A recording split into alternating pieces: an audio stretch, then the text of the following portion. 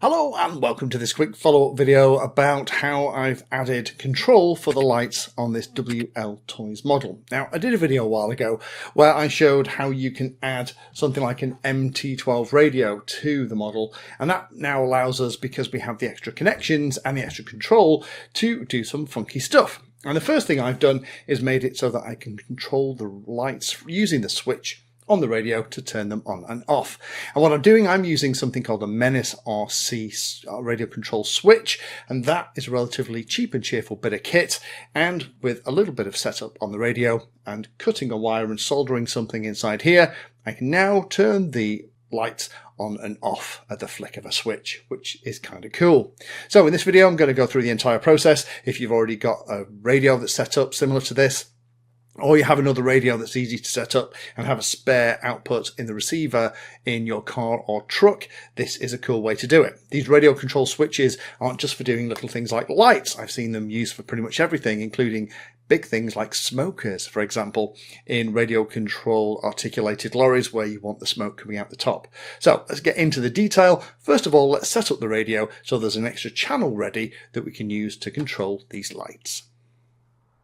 So if you watched the original video where I swapped over to this radio on this WL Toys radio control car truck thing, then this is going to look very familiar. Now we need to add another channel that's going to go high and do essentially the same job as the servo checkers just done in the introduction, so that we can control the radio control switch.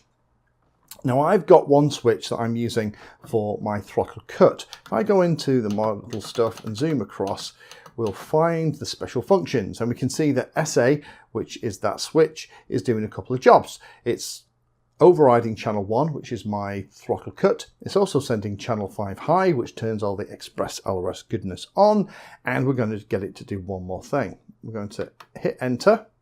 We're going to move that SA switch into its outermost position, and this time we're going to override channel 3 this time, which is currently unused on the model, and we're going to take it to 100% and we're going to activate it. So what that now looks like, if I come all the way out of here and we get it so that we can actually see the different channel values. So there we go. So by default, the switch is turning off the throttle. When it activates the throttle, channel 5 goes high. That's giving me the express LRS goodness. Let's flick it one more time. Channel 3 goes high, and that's going to turn the switch on. Now we could also set things like the failsafe for that channel to go high. That might be handy to turn the lights on if they weren't already, so that in the event of a problem or a crash or the radio misbehaving or something, the model would stop and the lights would come on, which might help you find it if it's run off the road into a ditch, which tends to be the way it always works. So now we've done that, let's go onto the model and have a look at how we're going to fit the switch so that this third channel can turn the lights on and off.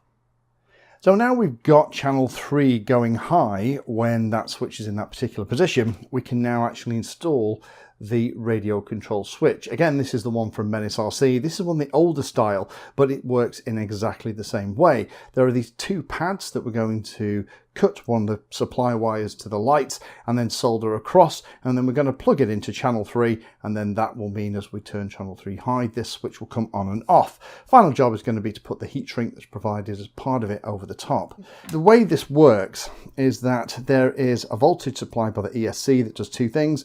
One is to run the fan that's part of the cooling system for the ESC, and the other one goes into this little power distribution board that goes into all the lights, both the little kind of spotlights at the front, but also up via a flying lead into things like the reverse lights, the headlights, and kind of the bull bar things on the top.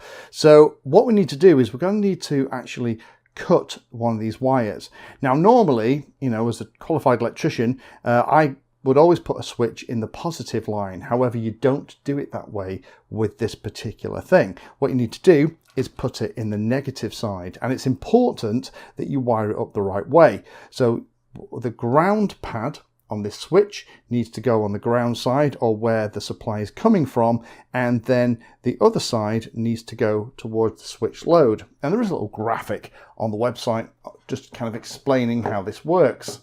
If you get this little bit wrong, then unfortunately the switch will not work. So I'm going to do something that looks a little bit hideous, but I'm going to just figure out where I need to cut this.